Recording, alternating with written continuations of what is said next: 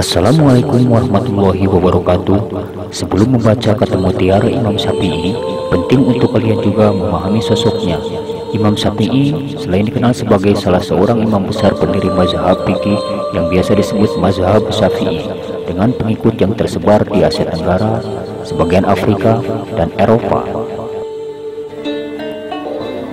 Imam Syafi'i juga sangat diakui dalam bidang sastra Arab oleh para ahli bahasa atau al-lughawiyun, sehingga tidak heran apabila kata mutiara Imam Syafi'i sangat banyak menginspirasi individu dari segala kalangan. Imam Syafi'i lahir di Gaza, Palestina pada 150 Hijriah atau bertepatan dengan tahun 767 Masehi dan meninggal dunia pada 204 Hijriah atau 819 Masehi di Fustat, Mesir. Pada saat Imam Syafi'i berusia 13 tahun, Imam Syafi'i dikirim oleh ibunya untuk pergi ke Madinah dengan tujuan untuk berguru kepada ulama besar saat itu, Imam Malik. 2 tahun kemudian Imam Syafi'i juga pergi ke Irak dengan tujuan untuk berguru pada murid-murid Imam Hanafi di sana. Selama masa hidupnya cukup banyak dan tidak tercatat berapa jumlah pasti kata mutiara Imam Syafi'i. Ini adalah sebagian kutipan kata bijak Imam Syafi'i tentang ilmu. Semoga kata bijak beliau menjadikan motivasi dalam kehidupan kita sebagai makhluk hidup.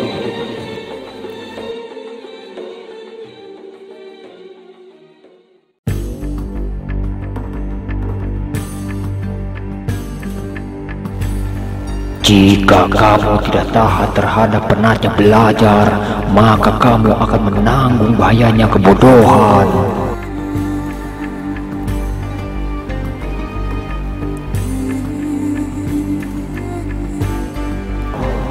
Cukuplah kebodohan menjadi aib saat orang yang bodoh merasa terbebas darinya dan marah jika digelari dengannya.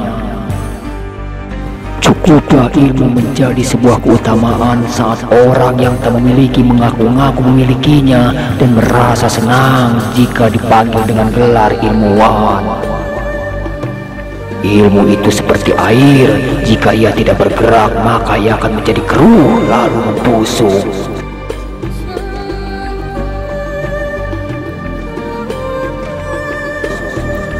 Aku mampu berhujah dengan 10 orang berilmu, tapi aku akan kalah pada satu orang yang jahil atau bodoh karena ia tidak tahu akan landasan ilmu.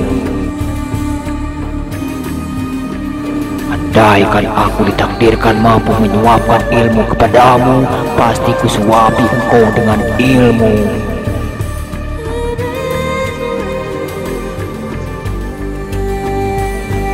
Betapa aku senang jika semua ilmu yang aku ketahui dimengerti oleh semua orang, maka dengannya aku mendapat pahala meskipun mereka tidak memujiku.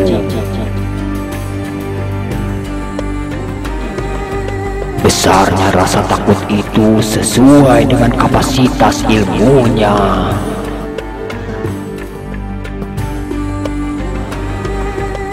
Ilmu itu bukan yang dihafal, tetapi yang memberi manfaat.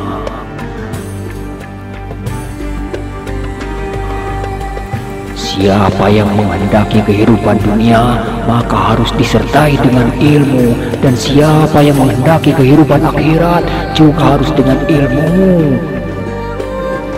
Orang yang berilmu dan beradab tidak akan diam di kampung halaman.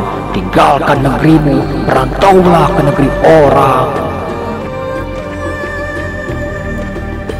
Ilmu tidak akan dapat diraih kecuali dengan ketabahan. Ilmu itu adalah sesuatu yang bernilai positif, bukan yang menempel di kepala.